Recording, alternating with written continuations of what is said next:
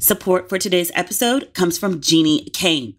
Perfect timing, honestly, because summer is essentially here, and my wardrobe could definitely use a refresh. Jeannie Kane is a California brand through and through, and their summer staples make getting dressed easier than it's ever been before. Find your forever pieces at jeanniekane.com. Our listeners get 15% off your first order when you use code RATCHET at checkout. That's 15% off your first order. JENNIKAYNE.com. Promo code RATCHET. Let getting dressed be one less thing to worry about. There are so many things in my life that I wish I could automate, like doing laundry or grocery shopping or dusting my house. We live in an increasingly automated world, but some things still require tedious manual work. Luckily for e-commerce business owners, shipping is no longer a manual task, thanks to ShipStation. I love using ShipStation. I've used it since I began merchandise for Ratchet and Respectable. Spend more time growing your business when you automate shipping tasks with ShipStation. Go to ShipStation.com and use code RESPECT today and sign up for your free 60-day trial. That's ShipStation.com, code RESPECT. Ladies and gentlemen, boys and girls, and those who don't identify as either, you are listening to Ratchet and Respectable. Oh my gosh, I'm so in love with this city. You're gonna have to get used to me gushing about it every week. I love this place and beyond. Since the last time we spoke, I've run out of the city twice. I keep going to these chateaus that are like 45 minutes, an hour and a half outside of Paris. If you follow me for a really long time, you know, like I've had an obsession with, first it was plantations, and then it was house museums. I love museums in general. Then in London, it was the castles, and now Paris, it's all these chateaus. They have moats. They have moats at the chateaus. It's amazing. There is nothing quite like the beauty of literally walking into a room and seeing something that is so beautiful, gorgeous, marvelous, unexpected, so impressive, so unlike anything that you ever seen before in your life and that you weren't prepared to see. I've been to enough places that I know there's always going to be a beautiful ballroom. There's going to be a beautiful bedroom. There's going to be something that's like real razzle dazzle, but you just never really know exactly what it is. And maybe if I did more research, which I intentionally don't do, I just look at the outside of the castle and decide like, okay, I think I want to go see this, but I want to be surprised. I want to be awed a little bit. I think what surprises me the most about the places that I've been is that whenever people talk about a chateau or a castle or any house museum of any kind that's very beautiful in Paris, it's always Versailles, Versailles, Versailles, Versailles. You would think that that was the only chateau still standing here or the only beautiful one. Still haven't been to Versailles. I've been to the gardens. I've actually not ever been inside Versailles. I have a ticket coming up in a couple weeks. I wanted that 9 a.m. slot so I could get there at like 7:30 and wait because I want to see the Hall of Mirrors without a bunch of people in it. That's not the point. The point is, you would really think that Versailles is the only chateau in Paris. And there are so many that are jaw-droppingly beautiful. And because this happened in Portugal. Remember in Portugal, I told you I went like castle hopping and there was this really famous castle that everyone always talks about and I saved it for the end of the day. Every other castle that I saw in Lisbon was beautiful, except for the one that's this major tourist attraction. And I genuinely can't understand why it's so popular. It has good marketing. That's it. Or like the right person went on TikTok and then it spread around and people were like, oh, that's the castle to go to. But I went to 4 other castles that were by far easier to get to, less crowded, more money had been invested in restoration, and they were just all around, like just more beautiful. But everyone goes to this like one single castle. That's the one I was like, it looks like a child's art project. Everyone loves that castle. It doesn't even have the best views, but everyone wants to go there. And I wonder if that's the same thing as Versailles, because I went to see this place yesterday. I'm intentionally not naming it because, you know, I can't pronounce shit. Trying to pronounce shit in another language is just worse. I tagged it on my Instagram page so you can find it. I put up a ton of photos and videos from the castle. But this is the castle that Versailles was inspired by. So there was this guy, private citizen. Was he the comptroller, finance director? He was over the funds of Paris and he was making a ton of money and he spent it beautifully. He had a party at his house and he invited the king, and the king got there and was like jealous of his house and felt away because he was like, well, this is a really beautiful home that you've created. This is even nicer than anything that the crown has. But the king saw it, felt a way about it, and then accused him with no basis whatsoever of stealing money from the crown or the country. And dude had to stand trial. He stands trial for years. They find him innocent of all the accusations, but because the king didn't fuck with him, so they were like, okay, you're innocent, but we're still going to exile you from France. And he was like, the fuck? What about my house? And they were like, yeah, that's not your house anymore. The king finds out that the guy's been found innocent and has been exiled. The king has pardon power, which same thing that exists for the president of the United States today.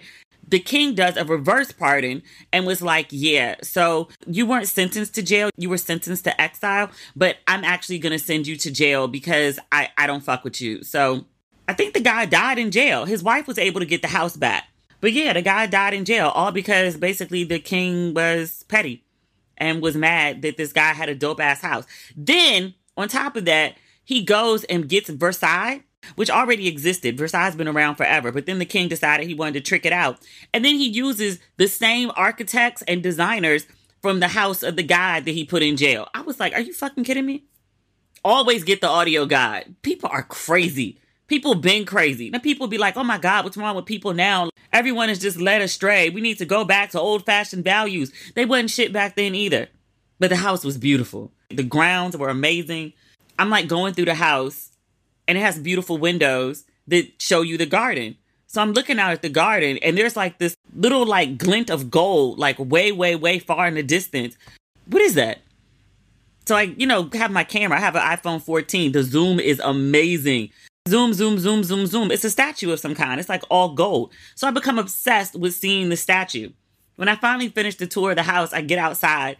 It shows you the route to get to the statue. They're talking about it's an hour and 45 minutes round trip to walk to and come back from the statue. Oh, and then the little thing that I was reading said, to get to the Hercules statue. And I was like, I'm sorry. There is a gold statue of Hercules. Like that's what that big glint of whatever I was seeing in the distance was. It was. So I got a golf cart and I drove all the way around the gardens to go see this gigantic statue of Hercules. It's a very beautiful statue. Like, Hercules is like, the big strong god, right? Except for in his nether regions. And I'm not even saying like you got to make the statue so it's hung. It was like 3 grapes on the vine. And I was like, this is it? Y'all could have just put a leaf over it if you're going to do all that. Like if you're not going to even, give us anything, nothing at all. 3 grapes, 3 little grapes. I was like, oh. I wrote about it on social media and folks were explaining. The historians came through and they were like, yeah. So, back then a small penis was a sign of intelligence and discipline. But the idea was that lower class people of brownness were considered to have large penises, a lack of discipline, a lack of control. So in order to distinguish high class people with discipline, with intelligence, with values, morals, all of these things, they used the penis as a way to differentiate. The more I think about it, though, I think like a gold statue, anatomically correct, it would be because of the size of the statue. Like it was, I don't know. I can't measure these things. It was, actually, let me go Google it. Let me see if I can find. I'm reading that they say the statue is 10.5 feet. If you were to make a penis, say like the proper size and just average, I'm not even saying razzle dazzle, just the proper size, that would be a lot of penis on a statue. Still, more a lot than a little. Like, it just looks weird. Like, the statue just has all these, like, gigantic booty. Like, you would look at the statue and think it was a black man because the booty is so well-shaped. Big old back, big wide chesticles, big thighs. Like, it's a very broad, brawny statue. And then just this incy-wincy, teensy-tiny man parts. The Fontainebleau was the other chateau that I went to. It was freaking beautiful. Like, I walked up and I gasped. Tons of royals have lived there over the years. Napoleon wasn't a royal, he was an emperor. But the place is probably most famous for when Napoleon abdicated, he did so on the steps of Fontainebleau. Another one of those places that just blew my mind. Like I did the audio tour and I want to say it was like 55 rooms. I didn't listen to every room all the way through. I skipped a few and it still took me 2.5 hours to get through the house. And 55 rooms, I want to say is only like a fourth of the space. It's huge. And then I went out into the gardens and I walked around and that was like another hour and a half. But beautiful, beautiful. I live for stuff like this. I told y'all a few months ago, I'm going to Europe for summer and I'm going to go see castles. And that's what I'm doing. I'm so happy. I saw someone the other day. Didn't ask me. It was a conversation somebody was having about me. I don't know why I clicked the link. I usually don't pay attention to stuff like that. The women were trying to figure out, like, she's moving here, she's moving there. And like, what's the point? And I'm like, joy.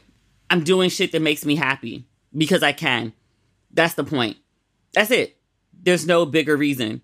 Also, the idea that things didn't work out in Ghana, things worked out fine in Ghana. The weather was about to go to 95 every day, and then it was going to start raining every day. It's still rainy season in Ghana. I'll be back in October. I have a 5-year visa. I can go in and out as often as I like. I literally left because of the weather and then went to South Africa, which I also left because of the weather, because it was going into cold season. You're going to start seeing a pattern here. I'm trying to avoid cold and rainy season. That's it. I'm not trying to be predictable or stable. I'm trying to knock off shit on my bucket list so I don't die with a bunch of regrets about coulda, woulda, shoulda. There's nothing deeper to it. I have so many recipes that I only cook in the summer season, and I love using my Caraway cookware to prepare them. Caraway cookware is non-toxic and chemical-free, so you can fill your summer with your favorite recipes without worry. And with Caraway, you also don't have to worry about forever chemicals and non-stick PFAS coatings. Caraway makes cookware with the convenience of non-stick without the concerns of toxic chemicals, so you get the best of both worlds. I adore my Caraway cookware set, as much because my cookware matches my kitchen, but also it's so easy to clean up. That non-stick makes a huge difference. Caraway's internet famous kitchenware is a staple for any home and comes in various modern shades to fit with any design aesthetic. Also, which I love, all sets come equipped with complimentary easy access storage solutions to keep the kitchen tidy. It's perfect for people like me that have minimal space. Visit carawayhome.com/respectable to get 10% off their summer refresh event. Certain exclusions apply. That's carawayhome.com/respectable or use code respectable at checkout. Caraway, non-toxic cookware made modern. Body odor comes from bacteria all over your body. So why do deodorants stop at your pits? That's why I'm so excited to tell you about Lumi, the world's best whole body deodorant. Its acidified formula is clinically proven to control odor-causing bacteria everywhere, pits, privates, and beyond, and for a whopping 72 hours. As an OBGYN, Lumi's founder, Dr. Shannon Klingman, met thousands of women concerned with odor below the belt. Through clinical testing, she discovered it wasn't the vagina to blame, but bacteria on the skin. So she created Lumi, a pH-optimized aluminum-free deodorant that actually works, and works everywhere, with more than 150,000 five-star reviews to prove it. Now, I admit I was very skeptical to give Lumi a try. I've heard horror stories about aluminum-free deodorant. I was very scared that I would get out in public and not smell like I should. Lumi didn't let me down, though. I smelled fine. Personally, I only use it for the pits, but Lumi can go almost anywhere. You know how some deodorants try to mask odor with a fragrance? Lumi is formulated to stop odor before it starts, so it's more like a pre-deodorant than a deodorant. As a special offer for listeners, new customers get $5 off a Lumi starter pack with code RATCHET at lumideodorant.com. That equates to over 40% off your starter pack when you visit lumideodorant.com and use code RATCHET. Every time I start working on a new writing project, I'm always so thankful for Masterclass. Masterclass taught me how to develop a great outline and create compelling characters. With Masterclass, you can learn from the best to become the best, anytime, anywhere, and at your own pace. Annual memberships start at $10 a month, and you get unlimited access to every instructor, thousands of online lessons, exclusive content, insights, and much more. There are over 180 classes to pick from, everything from modeling fundamentals with Naomi Campbell to learning resilience from Hillary Rodham Clinton, with new classes added every month. I started my masterclass journey taking classes about writing from Aaron Sorkin and Shonda Rhimes. That's where I learned that breaking into TV writing was possible for me. With Masterclass, you can find practical takeaways that you can apply to your life and at work. Whether you want to become a better chef, advance your career, land a book deal, or anything else, Masterclass has you covered. You can gain new skills in as little as 10 minutes, either on your phone, computer, tablet, smart TV, and even audio mode to listen on the go. That's usually how I listen to Masterclass. I listen when I'm getting my lashes done. You're probably wondering how much it would cost to take one-on-one classes from the world's best. Well, with a Masterclass annual membership, it would only cost you $10 a month. Get unlimited access to every class. And right now, as a Ratchet and Respectable listener, you can get 15% off when you go to masterclass.com/ratchet. That's masterclass.com/ratchet for 15% off an annual membership. Masterclass.com/ratchet. There are so many things in my life that I wish I could automate, like doing laundry or grocery shopping or dusting my house. We live in an increasingly automated world, but some things still require tedious manual work. Luckily for e-commerce business owners, shipping is no longer a manual task, thanks to ShipStation.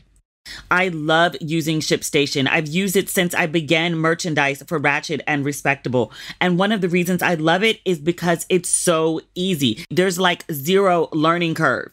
And it's a really quick setup. So if you've been thinking of trying ShipStation, now is the time. And ShipStation offers a free trial. When you try ShipStation, the first thing you'll learn is how easy it is to automate shipping tasks for orders from every marketplace in just one dashboard. It's effortless integration everywhere you sell online, including Amazon, Etsy, eBay, Shopify, or Squarespace like me. You can manage every order from one simple dashboard, print shipping labels, easily compare rates and delivery times to optimize every shipment, and automate delivery notifications. Over 130,000 companies, including my own, have grown their e-commerce businesses with ShipStation. And 98% of companies that stick with ShipStation for a year become customers for life. Spend more time growing your business when you automate shipping tasks with ShipStation. Go to ShipStation.com and use code RESPECT today and sign up for your free 60-day trial. That's ShipStation.com, code RESPECT. In other news, I should have recorded this podcast way earlier in the day, and something told me, like, just wait. Like, the news, it's not ready yet. And I was like, but Trump has been indicted for the 4th time in the last 5 months.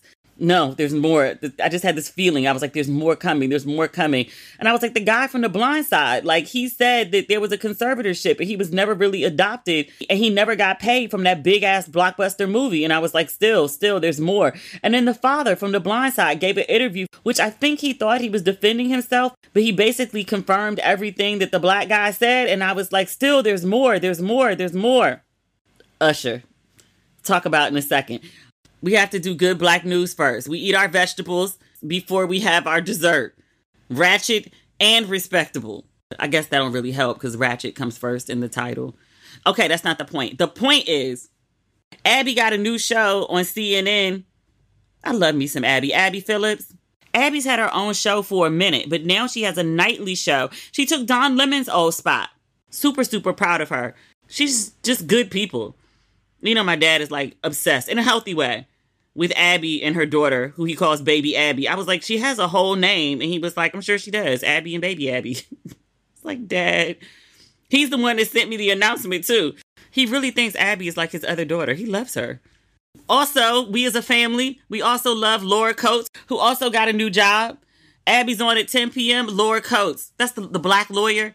She always used to fill in for Dawn. And after Dawn left, like I swore up and down, they were going to give Laura Dawn's spot. and they didn't. And I was like, why not? Why not? Why not? That's fine. We got Abby at 10 and we got Laura at 11. That's 2 hours of Black woman news. I'm going to have to find a way to watch CNN from over here. The link my dad sent me has the whole lineup for CNN now. It's mostly women. So it's Erin Burnett at 7. Why don't I know Erin? She looks familiar, but I don't have a story behind her.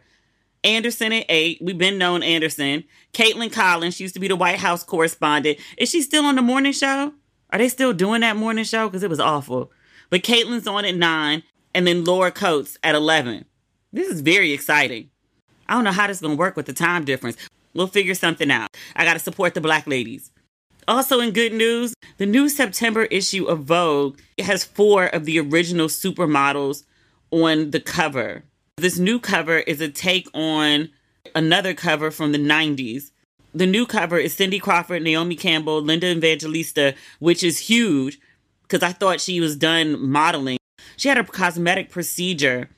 I don't think it was surgery. It was another one, but they botched it because I remember she did, I want to say the cover of People, where she talked about how her body didn't look the same. She'd gained some weight. She didn't feel beautiful anymore. And I was like, you are Linda Evangelista. Miss, I don't get out of bed for less than $10,000 a day.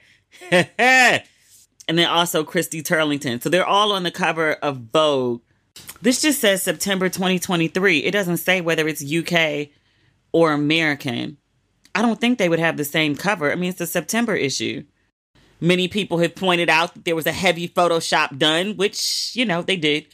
But it's not as heavy as people are making out to be. I saw some behind the scenes video, and not to say they couldn't have cleaned up the video as well. The faces, which are, you know, made up by the best makeup artists like in the world. The faces look a little more natural, but the faces do look good. For clarity. Nobody looks like they just let themselves go. But they're women in their 50s. They look like it, exception of Naomi. She looks amazing. And I'm not being biased because she's Black. Like, she looks the best out of all of them. I mean, melanin is powerful. But even looking back at the 1990s cover when they were all in their 20s, they were all beautiful, but I still think Naomi looked the best out of all of them. Cindy was something to write home about, too.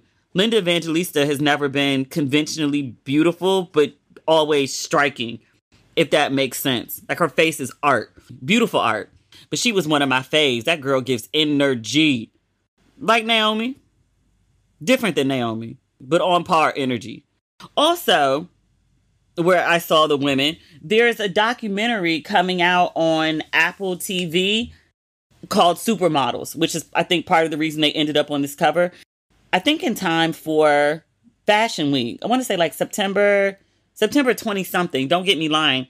I'll definitely talk about it again as we get closer to it and when it comes out. But, you know, every year I get very excited about the September issues of magazines, which I'm going to have to send my mama out to the store to go pick up my magazines for me. I don't buy magazines that much anymore. I used to be a huge junkie. Like, every month I would spend like $150 on magazines. It was part of the budget. But I don't really buy them that much anymore. But the September issues, I always make sure to get. I'm so excited. And not so good news this week. Rest in peace to Clarence Avant. He had the distinction of being known as the Black Godfather. He took care of everybody Black in Hollywood and beyond. Like, when Bill Clinton was in trouble, he called Clarence Avant too. Everyone called Clarence Avant. He passed away yesterday at the age of 92. I was not privileged enough to know him and meet him. Several of my friends have been posting pictures with him. And I was like, you knew him and you knew him and you knew him? At least they met him. I never had that pleasure either. I was introduced to Clarence Avant via... He had a documentary on Netflix. I didn't know who he was until I watched the documentary, and I was like, obsessed with him. He and his wife. If you recall, I remember talking about it on the episode when it happened. They lived in a really exclusive neighborhood, he and his wife, and there had been a series of break-ins in the neighborhood, and he and his wife had hired security for the house. And still, someone broke into the house and killed his wife. I believe they shot her, but she definitely died. I want to say she was in her late 80s, early 90s when it happened. They'd been married forever and a day, like 60 years, married forever and actually in love and liked each other kind of couple. Even still, even if you don't like somebody, been around 60 years, that's a long time. But yeah, but she passed away, and I just felt so awful for him. For obviously, my prayers are with the family. Rest in peace to Clarence Avant. I hope that he and his wife, Jacqueline, she passed in 2021. I hope that he and his wife are reunited once again. And just for clarity, I think I said Clarence Avant passed yesterday. Today's technically the 15th. He died on the 13th, August 13th. Just want to be accurate when I can be. Okay, we're going to talk about The Blind Side. We're almost to Usher. We're getting there slowly but surely. Slowly but surely. I'm reading this on ESPN. Michael, is it O'Hare or her? Oher. He was the star of The Blind Side. The white family adopted the black guy who became the football player. Him. I haven't seen The Blind Side in forever and a day. I would go watch it, but Michael said he didn't make a dime off of it. And I was like, what do you mean you didn't make a dime off of it? That was a huge Hollywood blockbuster movie. He also said, and I remember this very clearly, like in the movie, the white family adopts the black kid. And I remember the conversations at the time about the movie, it being like a white savior story. So a couple days ago, a 14-page petition is filed in Shelby County, Tennessee, probate court, that alleges that the white folks that said they adopted him, he says they never adopted him. I said, what you mean they never adopted you? What you mean he never adopted you? Like, you would know whether you were adopted or not, right? He says 3 months after he turned 18 in 2004, the couple tricked him into signing a document making them his conservators. I was like Britney Spears? That's the only person I know under conservatorship. He says the conservatorship gave them legal authority to make business deals in his name. He says one of those deals was to strike a deal that paid them and their 2 birth children millions of dollars in royalties from The Blind Side, which he notes made more than 300 million USD dollars and dineros. He says he got nothing for the story that, quote, would not have existed without him. True. If you don't have the big black guy, you don't have the story. He says that in the years since the film came out, the family has continued calling him their adopted son, and they have used that assertion to promote their foundation as well as the wife's work as an author and motivational speaker. I was like, I know you fucking lying. There's no way these people have been running around saying that they adopted this child and they didn't really adopt him. Now, take him into their home. Fact, that did happen. No one disputes that. But they have specifically said that they adopted him and this is their child. They adopted him. I saw this story yesterday and I was like, this can easily be cleaned up. Produce the adoption papers. That's it. The father, Sean, went and did an interview. I said, who told you to do that? Apparently he had no lawyer present. He was talking free, like it was just him and the interviewer. I was like, bruh, I'm not even rooting for you, but I want you to do better. Because you went and talked to the Daily Memphian. Sir, so the father's defense is, we never tricked Michael into getting a conservatorship. He said he was a booster at Ole Miss. The NCAA told Michael if he wanted to attend Ole Miss, he had to be considered part of the family due to the father being a booster. It's a conflict. So the father says, I told Michael, if you're planning to go to Ole Miss, then you need to be a part of the family. And he says, we need to do that legally. He says, we contacted lawyers. They said we couldn't adopt over the age of 18. The only thing we could do was have a conservatorship. I'm reading to you what he said. Are you hearing that right? Am I hearing that right? He's confirming that there is no adoption. Y'all literally have been telling people for 20 years there's an adoption. Michael's lawsuit is the mom is out here telling people, I adopted him. There's no adoption. Here's the thing that also got me. The paper asked, well, what if Michael wants to end the conservatorship? And the father said, well, of course, if that's what Michael wants. Michael's 37 years old. The conservatorship is still going on? Like to this day? As for the money that the family made, this is the father. He said, we didn't make money off the movie. I find that hard to believe. I mean, it's Hollywood. Contracts be real fugazi sometimes. The father's version of events, he says Michael Lewis, he's the guy that wrote the book, The Blind Side, about the family. He said Michael Lewis gave the family half of his share that he got from Hollywood. And so the father says everybody in the family got an equal share, including Michael. and he said it was about $14,000 each.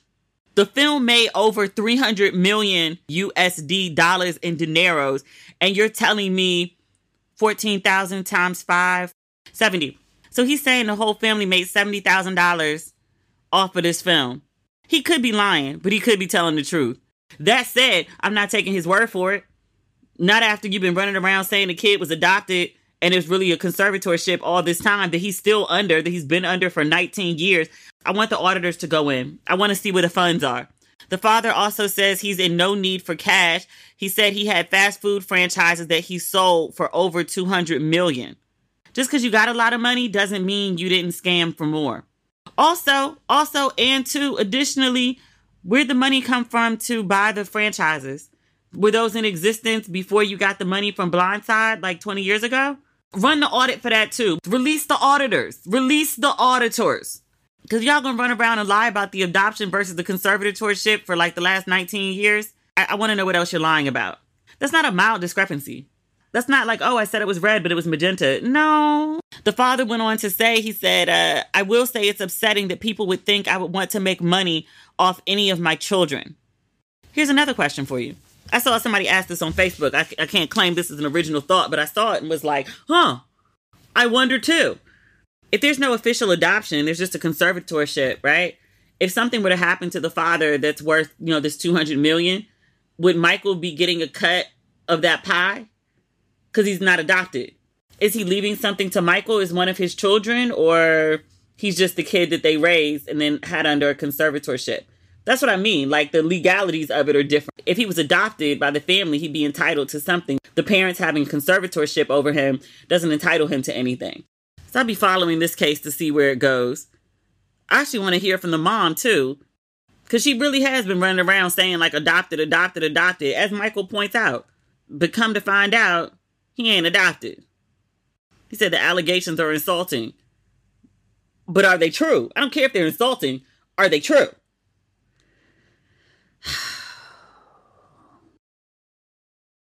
The former president of the United States has been indicted for the 4th time. Every time I hear the word indictment, I think of BMF, that Rick Ross song. Make them come indict me. I'm so stupid today. I think I do that every time we have to talk about indictments. The funny thing is, every time we talk about indictments, we're talking about Trump. I don't think we've had a conversation about any black person on here that's been indicted. Every time we talk about indictments, it's about the former president of the United States. Which, again, 4th indictment in 5 months. I said this before when he had the 3rd indictment. I was like, you couldn't get a job at McDonald's with this many charges against you. Like, you got how many open cases? No, you can't work on fries. You wouldn't be trusted. Definitely not on the register. Somehow this man has been indicted 4 times in the last 5 months and is still running for president of the United States. And is still like a viable contender. He's not just out here like Cornel West, just trying to raise his profile off running for president. Like, he actually was president once and could be again. We didn't think it could happen the first time, and it did. We should not be so naive to think that there's not enough crazy and stupid people in this country who would vote for this man again. 4 indictments be damned. But this time, it's a black lady down in Atlanta. Fannie Willis. But Fannie Willis, she's the Fulton County District Attorney. She's been running, I'm reading this on Yahoo, a long-running investigation into Trump's attempts to overturn the results of the 2020 presidential election. Trump has been charged with 13 counts, including a charge of violating Georgia's RICO Act. I have never heard RICO applied to anybody other than suspected drug dealers and suspected mobsters, and now the former president of the United States. This is embarrassing. Still reading on Yahoo, it says the indictment lists 41 counts. We just talked about RICO. It also includes false statements and writings, conspiracy to commit impersonating a public officer, influencing witnesses. This says Trump was charged along with 18 co-defendants, including his former White House Chief of Staff, Mark Meadows, attorney Rudy Giuliani. Jesus, Rudy gonna end up in jail. He gonna end up in jail. A whole bunch of other people. A couple of them were black. My friend posted a screenshot because I was like, who are these black people? Trevion Kuti, Kanye's former publicist. I think that's the black woman, yes. And then Harrison Floyd. He's the leader of Black Voices for Trump. Trevion Kuti, what did she do for Trump? Oh, Forbes has it. Come on, Forbes. Come on, Forbes. According to Forbes, Chicago-based publicists who formerly represented Kanye West, among the 19 individuals charged with attempting to overturn the 2020 presidential election. Lord have mercy. She's caught up in the RICO charge. She was also charged with 1 count of conspiracy to commit solicitation of false statements and writings and 1 count of influencing a witness. The indictment alleges that Kuti communicated via phone calls and text messages with other individuals involved in the case and later traveled to Atlanta after being recruited by Willie Lewis Floyd III, director of Black Voices for Trump. Come on. They said she made contact with an election worker named Ruby Freeman. She visited Freeman's home in Cobb County, but she was unsuccessful in contacting her. She falsely told Freeman's neighbor she was a crisis manager attempting to help Freeman. And later, Freeman spent an hour meeting with Kuti at a Cobb County Police Department precinct, where Kuti claimed Freeman needed protection and offered to help her. The indictment alleges that Kuti, along with Floyd and Stephen C. Lee, an Illinois pastor, then unlawfully conspired to solicit, request, and importune Freeman to make a false statement about what happened at State Farm Arena during the 2020 presidential election. Ooh, girl, you better flip. You better flip, and you better flip fast. Tell everything that you know. Don't be going to jail behind these people. Oh, Lord. The Wall Street Journal reached out to Kuti after the charges came through. She said, quote, "I believe that the charges that were filed on me are, for lack of better words, baloney. I completely stand by what I said to the election worker, that I was simply a crisis manager." Ma'am, where is your lawyer? Why are you speaking to the press directly? Lawyer. Oh, they got her on tape? Oh, God. There's police body camera footage that shows Freeman and Kuti sitting in the corner of a police station, and Kuti telling Freeman that she was, quote, "a loose end for a party that needs to tidy up." Kuti also told Freeman that unidentified, quote, "federal people were involved in the case, and that if Freeman did not confess to the false charges, she and her family's freedom could be in jeopardy." Ma'am.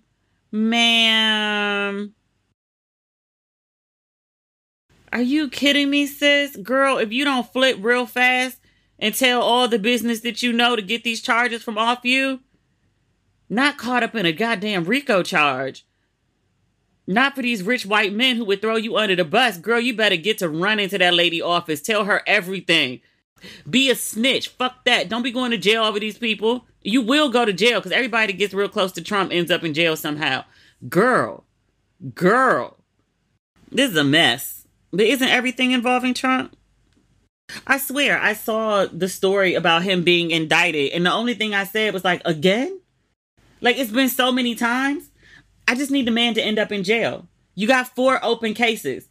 I'm also trying to figure out how this man got time to run for office when you're battling lawsuits. Even before this one, he had 4 lawsuits. So he's been indicted 4 times. He's also appealing. What's the case? It was a civil case. The jury said he had to pay $5 million to the lady he assaulted in the upscale department store dressing room. And then now, like 4 indictments in the last 5 months. 1 lawsuit is enough. I dealt with my lawsuit because that's what a divorce is. I dealt with that for a year and change. I almost lost my mind. I did lose my mind. I don't know how you deal with all those lawsuits at once. And run for president. Last but not least, maybe 2 hours ago, our friend Usher,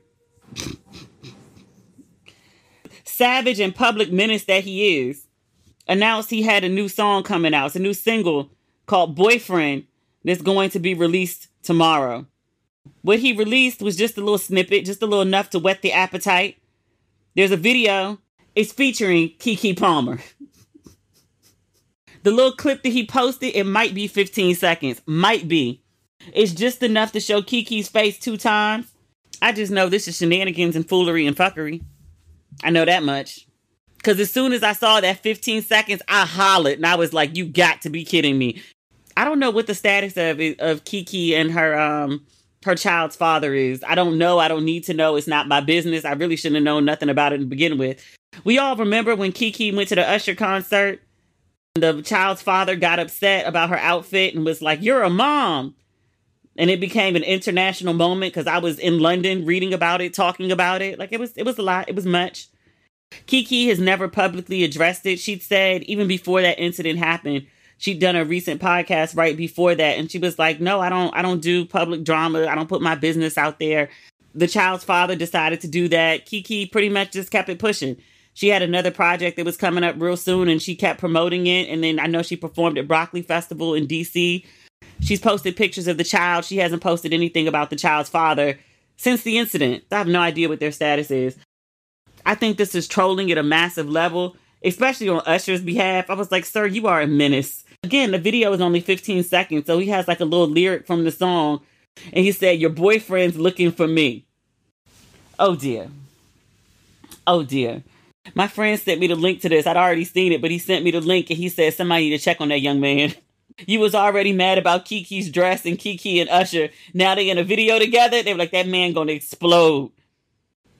Yeah. He brought all this on himself.